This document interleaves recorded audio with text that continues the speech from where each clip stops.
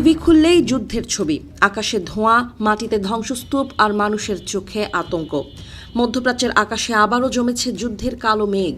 বিশ্ব রাজনীতির দুই শক্তিধর পক্ষের মুখোমুখি অবস্থান এখন যেন নতুন এক অগ্নি পরীক্ষার ইঙ্গিত দিচ্ছে। একদিকে যুক্তরাষ্ট্রের কড়া হুঁশিয়ারি, অন্যদিকে ইরানের অনড় অবস্থান। আর এই সংঘাত ঘিরেই তৈরি হয়েছে নতুন উত্তেজনা, নতুন আশঙ্কা। সোমবার মায়ামির একটি গলফ ক্লাব থেকে সংবাদ সম্মেলনে বক্তব্য দেন মার্কিন প্রেসিডেন্ট ডোনাল্ড ট্রাম্প। সেখান থেকেই তিনি এমন কিছু দাবি করেন যা ঘিরে বিশ্বজুড়ে শুরু হয়েছে তুমুল আলোচনা। ট্রাম্পের ভাষায়, এই যুদ্ধ দীর্ঘস্থায়ী হবে না, বরং এটি মন্দ শক্তিকে বিদায় করার একটি ছোট ভ্রমণ মাত্র। তবে একই সঙ্গে তিনি কঠোর হুঁশিয়ারিও দিয়েছেন।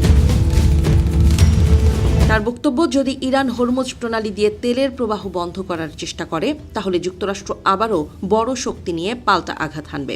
ট্রাম্প বলেন, প্রয়োজনে আমেরিকা 20 গুণ বেশি শক্তি নিয়ে ঝাঁপিয়ে পড়বে। তার ভাষায়, তখন নেমে আসবে ডেথ, ফায়ার অ্যান্ড ফিউরি, মৃত্যু, আগুন আর ধ্বংসের ভয়াবহ বৃষ্টি। এই উত্তেজনার মধ্যেই ইরানের ক্ষমতার কেন্দ্রেও এসেছে বড় পরিবর্তন। নতুন সুপ্রিম লিডার হিসেবে অভিষেক হয়েছে মোস্তফা খামেনির। এই খবর প্রকাশের পর থেকেই বিশ্ববাজারে দেখা দিয়েছে অস্থিরতা। বিনিয়োগকারীদের আশঙ্কা, নতুন নেতৃত্বের অধীনে ইরান আরও কঠোর অবস্থান নিতে পারে।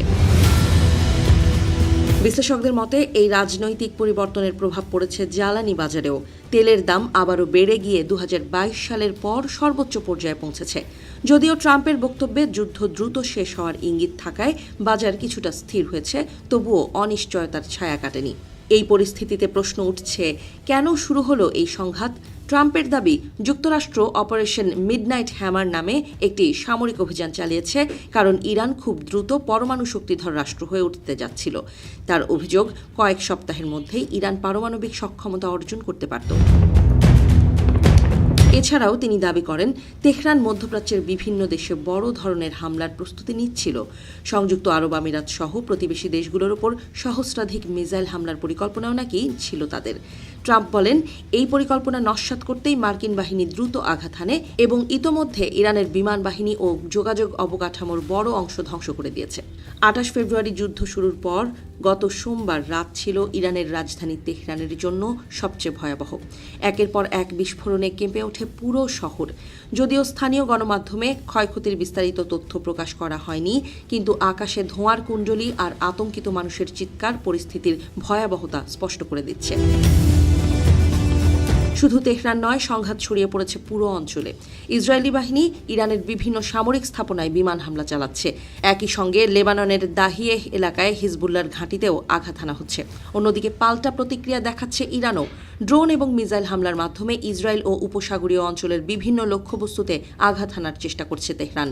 হিজবুল্লাহর রকেট হামলায় ইসরায়েলের নিহতের সংখ্যা বেড়ে দাঁড়িয়েছে 11 জনে। এই সংঘাতের সবচেয়ে বড় মূল্য দিচ্ছে সাধারণ মানুষ।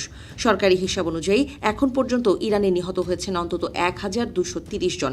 লেবাননে প্রাণ হারিয়েছেন আরও 397 জন। এমনকি এই যুদ্ধে নিহত হয়েছেন অন্তত 7 জন মার্কিন সেনাও। তেহরানের বেহেশতি জাহরা কবরস্থানে এখন শোকের মিছিল।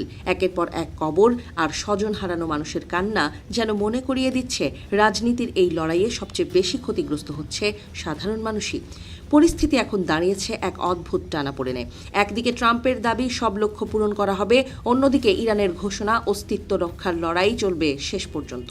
মধ্যপ্রাচ্যে এই আগুন সত্যিই কি খুব দ্রুত নিভে যাবে, নাকি এই সংঘাত আরও বড় কোনো বৈশ্বিক সংকটের দিকে এগোচ্ছে? সেই উত্তর আপাতত সময়ের কাছেই বন্ধক রাখা আছে।